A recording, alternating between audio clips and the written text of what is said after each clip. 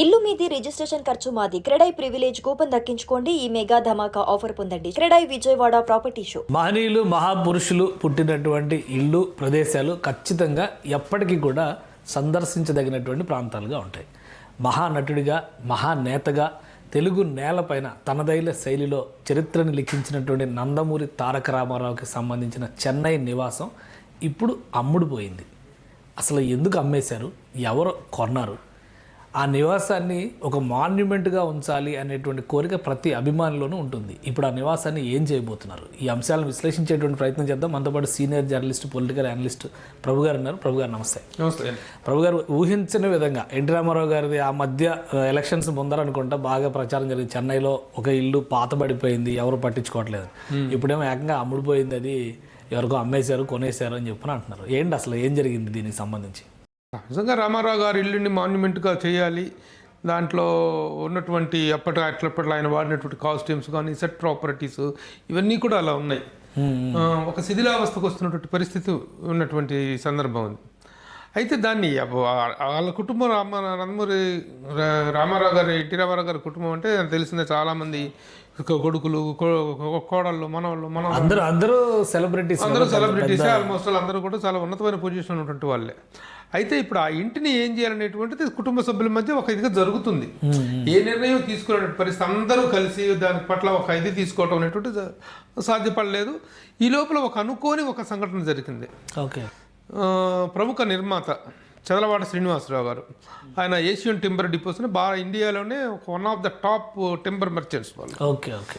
Top range timber merchants, international లెవెల్లో timber business చేసేటువంటి వ్యక్తి. అలాగే తెలుగులో చాలామంది ఆ రోజుల్లో కృష్ణ గారితో, కృష్ణరాజు గారితో, చౌన్ బాబు గారితో, నాగేశ్వరరావు గారితో, వీళ్ళందరితో గొప్ప అనుబంధం కలిగినటువంటి వ్యక్తి, సినిమాలు తీసినటువంటి వ్యక్తి ఆయన. వాళ్ళు చదలవాడ బ్రదర్స్, చదలవాడ తిరుపతిరావు గారు, చదలవాడ శ్రీనివాసరావు గారు, ఇద్దరు కూడా ఇండస్ట్రీలో చాలా ఇతమైనటువంటి వ్యక్తులు, చాలా ఆఫ్కోర్స్ వెల్ బ్లెస్డ్ పీపుల్, కోటాను కోటీశ్వరులు. అయితే ఆయన అనుకోకుండా మన చెన్నై ఏదో పని మీద వెళ్తుంటే పక్కన ఉన్నటువంటి వ్యక్తి ప్రసన్న కుమార్ గారిని, ప్రొడ్యూసర్ ఉన్న రామారావు గారి కుటుంబానికి చాలా సన్నిహితమైనటువంటి వ్యక్తి, కౌన్సిల్ సెక్రటరీగా చేస్తున్నారు. ఆయన వీళ్ళందరూ సరదా ఏదో పని మీద మెడ్రాస్ వెళ్ళి వస్తుంటే ఇదే రామారావు గారి అని అంటాం జరిగిందంటే, రామారావు గారిలో ఒకసారి చూద్దాం అని చెప్పేసి ఈయన అంటాం. ఇంట్లో లోపలికి వెళ్ళేటప్పటికి ఆ గేట్ మీద చెయ్యేస్తే కూడా వాచ్మెన్ వచ్చేసి అని చెప్పి ఆ గొడవ చేశాడంట. ఇంతలో వెంటనే ఇప్పుడు ఇప్పటికీ అక్కడ ఒక భద్రత కానీ నిర్వహణ కానీ ఉంది. ఒక వాచ్మెన్ ఉంటాడు, అనుకున్నంత స్థాయిలో లేదు, ఒక వాచ్మెన్ మాత్రం ఉంటాడు. ఇంతలో చేసేటప్పుడు అప్పుడు మోహన్ కృష్ణ గారికి ఫోన్ చేసి, రామారావు గారి అబ్బాయికి మోహన్ కృష్ణ గారికి ఫోన్ చేసి ఇలా ఇల్లు చూడటానికి వచ్చామంటే, అప్పుడు ఆ వాచ్మెన్కి ఫోన్ చేసి చెప్తే వాచ్మెన్ తలుపులు తీసితే లోపలికి వెళ్ళి చూస్తే ఇల్లంతా అసలు ఒక ఇదిలో ఉంది. అప్పటి ఆ జ్ఞాపకాలు ఇప్పటికీ అవన్నీ ఉన్నాయి. రామారావు గారి జ్ఞాపకాలు కానీ, రామారావు గారు సంచరించినటువంటి ప్లేస్, ఆ మహానుభావుడు నడిచినటువంటి, ఆ మహానుభావుడు నివసించినటువంటి ఇల్లు అనమాట అది. వీళ్ళందరూ రామారావు గారి ఆ సంస్థానం మొత్తం, ఆ సంతానం మొత్తం పెరిగినటువంటి ఇల్లు అది. ఆ ఇదిని చూడగానే ఈయనకి చాలా అభిమానం తన్నుకొచ్చింది చదలవాడ శ్రీనివాసరావు గారికి. ఇల్లు ఏం చేస్తున్నారు, దీన్ని ఎలా ఉంచారు, ఏం చేస్తున్నారంటే, ఏం లేదు అలా ఉంచామంటే, అమ్ముతారా, నేను కొంటాను అని అన్నాను. షాక్ అయ్యి ప్రసన్న కుమార్, అదేంటండి అంటే, ఇది తీసుకుందాం రామారావు గారు ఇది అని అంటే, అప్పుడు తర్వాత వెళ్ళిగా నెగోషియేషన్స్ ప్రారంభమైన తర్వాత ఒకటే చెప్పాడు, వాళ్ళు ఏ రేటు చెప్తే ఆ రేటుకి మాట్లాడే పని లేదు, బేరసారాలు లేవు అంటే నేను యాస్టీస్గా తీసుకుంటానని చెప్పడం, వాళ్ళు ఒకది చెప్పడం. ఆ విధంగా ఆయన చదలవాడ శ్రీనివాసరావు గారు అంటే ఇంతమంది సంతానం ఉన్నారు, అందరూ కూడా మంచి పొజిషన్స్లో ఉన్నవాళ్ళు. ఇప్పుడు ఏపీ సీఎం గారు కూడా ఆయన అల్లుడు గారు. అలాంటిది అక్కడ నిర్వహణ కానీ, చాలాసార్లు బాలకృష్ణ గారు కూడా ఎన్టీ రామారావు గారు వస్తు సంచయంతో ఒక మ్యూజియం పెడతాము, ఇప్పుడు రేపు అమరావతిలోనేమో ఎన్టీ రామారావు గారు 600 అడుగుల ఎత్తులో విగ్రహం, అక్కడ ఒక సాంస్కృతిక మ్యూజియం, ఇవన్నీ అంటున్నారు. అలాంటిది ఎన్టీ రామారావు గారు సజీవంగా ఉన్నది, వీళ్ళందరూ పెరిగినది, ఈ ఇల్లుని నిర్లక్ష్యంగా వదిలేశారు అనేటువంటి విమర్శలు విపరీతంగా వచ్చినాయి. ఏంటి ఇది నిర్లక్ష్యంగా వదిలేశారు? నిర్లక్ష్యంగా వదిలేయటం ఏమీ కాదు. వాళ్ళు తలుచుకుంటే ఆ ఇంటిని చేసుకుని ఎవరో ఒకరు ల్యాండ్ ఓవర్ చేసుకొని చేయటమే కాదు. అన్నదమ్ములు అంతమంది 18 మంది దాదాపు సంతకాలు చేశారు ఇప్పుడు ఈ డాక్యుమెంట్స్ మీద. మనవాళ్ళు, మనవరాళ్ళు, సంతానం అందరూ కలిసి అంతమంది ఒక కూడి దాని మీద ఒక నిర్ణయం తీసుకోవటం అనేటువంటిది సాధ్యపడలేదు. టైం కలిసిరాక జరిగినటువంటిది తప్ప అది చేసుకోవాలంటే వాళ్ళకున్నటువంటి స్థితికి, వాళ్ళకున్నటువంటి ఆస్తిపాస్తులు కదా పెద్ద మ్యాటర్ కాదు అది. ఇంతలో ఇది జరిగింది. ఓకే, ఎవరు పడితే వాళ్ళు అడిగితే ఇచ్చేటువంటి వాళ్ళు కూడా కాదు వీళ్ళు. అడిగిన వ్యక్తికి రామారావు గారి పట్ల ఉన్నటువంటి అపారమైనటువంటి గౌరవ ఏంటి ఆయనకి ఇప్పుడు చాలా మంది అభిమానులు ఉన్నారు. మొన్న కూడా ఎన్టీ రామారావు గారి హవాలో మంత్రులు అయిన వాళ్ళు, గొప్ప గొప్ప వాళ్ళు అయిన వాళ్ళు కూడా ఉన్నారు. వాళ్ళకంటే ఈయన భిన్నమైన వారు ఎలా అవుతారు చెప్పండి? భిన్నమైన వాళ్ళు, డబ్బులు ఉండే వాళ్ళు అనేటువంటిదే కాదు, ఆయన పట్ల ఒక కృతజ్ఞతాభావం కలిగినటువంటి వాళ్ళు వీళ్ళు. ఎట్లాగంటే వీళ్ళు చదలవాడ బ్రదర్స్ మొదటి నుంచి కూడా టింబర్ వ్యాపారంలో, తెనాలికి సంబంధించినటువంటి వాళ్ళు టింబర్ వ్యాపారంలో బాగా సంపాదించుకొని, అలాగే వాళ్ళకి అప్పట్లో టూరిస్ట్ బస్సుల నిర్వహణ కూడా ఉండేది. రామారావు గారు ఉన్నట్లుగా ఒక ఉధృత స్థాయిలో ఉన్న రోజులు అంటే దాదాపు 1960s ఆ ప్రాంతాల్లో, 60s 70s ఆ ప్రాంతాల్లో అప్పట్లో ఈ టూరిస్ట్ బస్సుల వాళ్ళకి ఒక ప్రధాన ఆకర్షణ ఏంటంటే తిరుపతి పుణ్యక్షేత్ర దర్శనము, తిరుపతి ఆ చుట్టుపక్కల ప్రాంతాలతో పాటు ఇంకొక ప్రధాన ఆకర్షణ ఎన్టీ రామారావు గారి దర్శనం. ఓకే, ఉదయం 7 మద్రాసు తీసుకెళ్ళి మెడ్రాస్లో ఎన్టీ రామారావు గారి దర్శనం. ఆ విధంగా టూరిస్ట్ బస్సులు నడుపుతూ రామారావు గారిని ఆల్మోస్ట్ ఈ టూరిస్ట్ బస్సులతో పాటు రెగ్యులర్గా వెళ్ళటం, ఆయన చూడటం. ఆ రోజున ఆయన వచ్చి ఆ టూరిస్టులతో పలకరిస్తాం, ఆప్యాయంగా పలకరిస్తాం. ఏం బ్రదర్ ఏ ఊరు, వాళ్ళకి భోజనాలు కూడా ఏర్పాట్లు చేసేవాళ్ళని చెప్పారు.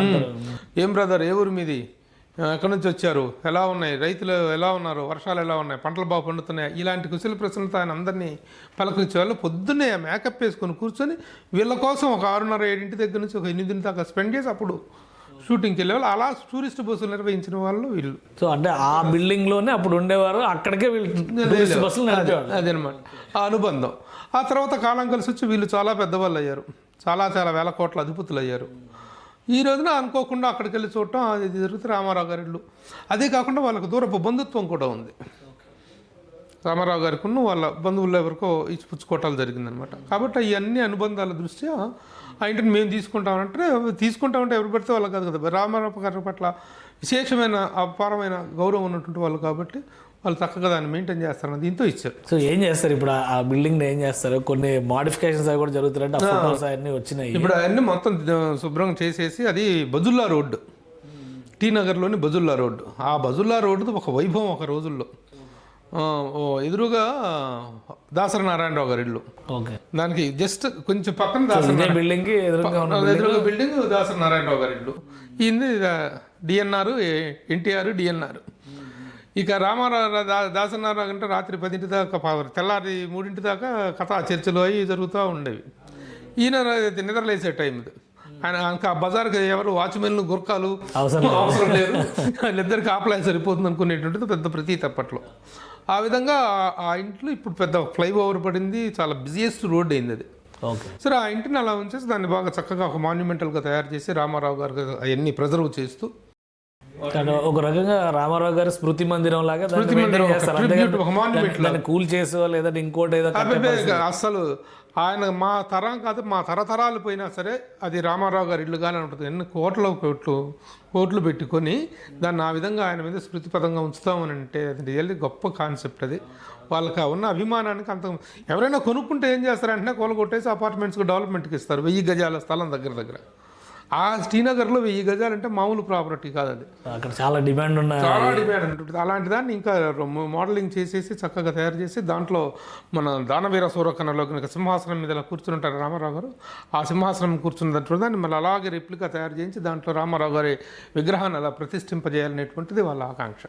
చదలవాడి శ్రీనివాసరావు గారు వ్యక్తం చేసినటువంటి. ఇంతమంది కొడుకులు, ఇంతమంది సంతానం ఎవరో చేయలేంది చదలవాడి శ్రీనివాసరావు గారు చేయలేంది అనేది కాదులేండి. నిజంగా ఇదేంటంటే ఇది ఒక చిన్న విమర్శకు దావిచ్చేటువంటిది. అవును, అంటే అందరిలో అదే ఉంది. ఇప్పుడు నిజంగా ఆయన ఘనత నుంచి వీళ్ళంతా ఉద్భవించిన వారు అయినప్పుడు ఆయనను గౌరవించుకోవాల్సిన బాధ్యత ముందు వీళ్ళకు ఉంటుంది కదా. ఈ ప్రశ్న ప్రతి ఒక్కళ్ళు విమర్శ చేసే వాళ్ళు అందరూ అంటారు. సో ఆ చర్చకి ఎవరు సమాధానం చెప్తారు? ఆ చర్చకు సమాధానం ఏం లేదు. వాళ్ళు చేసుకోలేక కదా, నిజంగా చేసుకోలే. వాళ్ళకు ఉన్నటువంటి దీంట్లో అంతమంది కలిసి వచ్చి దానికి ఒక కార్యాచరణ రూపొందించుకోవటానికి సాధ్యపడలేదు. అనుకోకుండా అది వాళ్ళు అనుకుంటున్నారు త్వరలో చేద్దాం అనుకుంటున్నారు. బాలకృష్ణ గారు ఆ విషయంగా కొన్ని నిర్ణయాలు తీసుకోబోతున్నారు. ఇంతలో ఇది కలిసి వచ్చింది. వీళ్ళు నేను తీసుకుంటాను, నేను దాన్ని చేసుకుంటాను అని వీళ్ళు ముందుకు రావటం ఇది ఒక గొప్ప చేశారు. అదే అంతే అభిమానులుగా. ఇంకోటి ఏంటంటే వాళ్ళు చేసుకుంటే అది పెద్ద ఇది కాదు. ఒక అభిమానిగా వీళ్ళు తీసుకొని దాన్ని చేయటం అనేటువంటిది రామారావు గారికి వచ్చినటువంటి వారి పట్ల ఉన్న గౌరవానికి ఒక చిహ్నంగా చెప్పుకోవచ్చు మనం. సో ఇంతమంది సంతకాలు పెట్టారు అంటారు కదా. ఒక డౌట్ నాకేంటంటే, అంటే అడగొచ్చో తెలియదు. ఇప్పుడు లక్ష్మీపార్వతి గారు ప్రతి వివాదంలో నా దేవుడు అని చెప్పని వస్తున్నారు. మరి ఇప్పుడు ఆయన ఆస్తి అన్నప్పుడు ఆమె సంతకం అవసరం అవుతుందా, ఆమె కూడా సంతకం పెట్టారా లేదంటే? అవసరం లేదండి ఇటువంటిది. ఎందుకంటే ఆ ఇల్లు రామారావు గారు బసవతారకం గారి పేరు మీద కొన్నారు. Okay okay. భార్య పేరు మీద పెట్టారు ఆయన రామారావు గారు. సో వీళ్ళకి ఎవరికి సంబంధం కాబట్టి వీళ్ళకి ఎవరికి ఆవిడ ఎక్స్క్లూజివ్ ప్రాపర్టీ అయితే ఎక్స్క్లూజివ్ ప్రాపర్టీ వీళ్ళకి చెందుతుంది తప్ప ఆవిడకి ఎలాంటిది లేదు. అదే కనుక జరిగితే భారతరత్నకు అడ్డం పట్టేట్టుకునే ఉండేది కదా. అదే భారతరత్న రామారావు గారికి రాకపోవడానికి ఎన్నిసార్లు ప్రయత్నించిన అవసరంలా ఆయనకు అర్హతలకు ఉన్నటువంటి గొప్ప గౌరవం అది, దక్కాల్సిన గౌరవం అది. దానికి ఉన్నటువంటి టెక్నికల్ ప్రాబ్లమ్స్ ఇవి కాబట్టి వాళ్ళు దాని విషయంలో అది అందరికీ తెలిసినటువంటి ఓపెన్ ఫ్యాక్ట్ అది. కాబట్టి ఇది ఇక్కడ వివాదం తలెత్తే అవకాశం లేనే లేదు. సో ఇంకా అట్లాంటి న్యాయపరంగా ఏమి ఎవరైతే original legal heirs of that property అనేటువంటి వాళ్ళు ఉన్నారో వాళ్ళందరూ సంతకాలు చేయడం జరిగింది, కుటుంబ సభ్యులంతా చేయడంతో ఆ సేల్ డీడ్ అనేటువంటిది ఎలాంటి వివాదాలకి తావు లేకుండా క్లియర్ టైటిల్ అంటారు చూసారు, క్లియర్ టైటిల్గా దాన్ని శ్రీనివాసరావు గారు సొంతం చేస్తారు. ఇప్పుడు శ్రీనివాసరావు గారు ఇదంతా రెడీ చేసినాక ఏమన్నా ఆవిష్కరణ చేస్తారు డెఫినెట్గా. ఇంకొక జనవరి నెలాఖరు లేదా ఫిబ్రవరిలో మొత్తం పూర్తవుతుంది.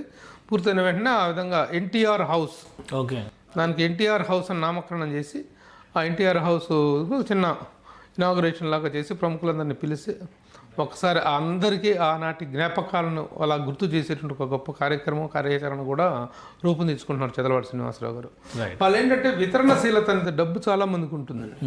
ఉన్న డబ్బుని సద్వినియోగం చేసుకోవటం, ఒక మంచి కార్యక్రమాలకు వినియోగించినప్పుడే సంతృప్తి అనేటువంటి ఒక కాన్సెప్ట్తో ఉన్నటువంటి. ఎందుకంటే చదలవాడి శ్రీనివాసరావు గారు కరోనా టైంలో ఇండస్ట్రీలో చేసిన సర్వీస్ అంతా ఇంత కాదు. అదే కాకుండా ఇప్పుడు చిత్రపురి కాలనీ వివాదాల్లో ఇరుక్కున్నటువంటి 4,000కు పైగా కుటుంబాలు ఉన్నటువంటి ఆ చిత్రపురి కాలనీ ఈ కోర్టు వివాదాల్లో ప్రభుత్వం స్వాధీనం చేసుకోబోతున్న టైంలో ఆయన కొన్ని కోట్ల రూపాయలు కట్టి దాన్ని విముక్తి చేయించినటువంటి వ్యక్తి. Okay okay. ఈ రోజున ఆ చిత్రపురి కాలనీ కుటుంబాలన్నీ కూడాను ఆయనకి రుణపడి ఉంటాయి. సో అప్పట్లో ప్రభాకర్ రెడ్డి గారు చేసిన త్యాగం వృధా పోకుండా చేశారు ఆయన. అది వాళ్ళకి ఆయనకి ఇంకా ఆ డబ్బు తిరిగి చెల్లించాల్సినటువంటి ఉంది. సరే, ఇంకా అది అక్కడ రకరకాల వివాదాలు జరుగుతున్నాయి, అది వేరే విషయం.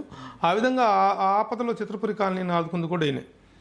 ఆ తర్వాత ఇక కరోనా టైంలో అయితే చిన్న చిన్న ఆర్టిస్టులు, టెక్నీషియన్స్ మొదలుకొని పోస్టర్ బాయ్స్ కూడా ఆయన ఆర్థిక సహాయం అందించినటువంటి వితరణశీలి చదలవాడి శ్రీనివాసరావు గారు అండ్ తిరుపతిరావు గారు, ఆయన అన్నయ్య గారు. ఓకే. సో అంటే NTR house is in good hands, మొత్తానికి గుడ్ హ్యాండ్స్.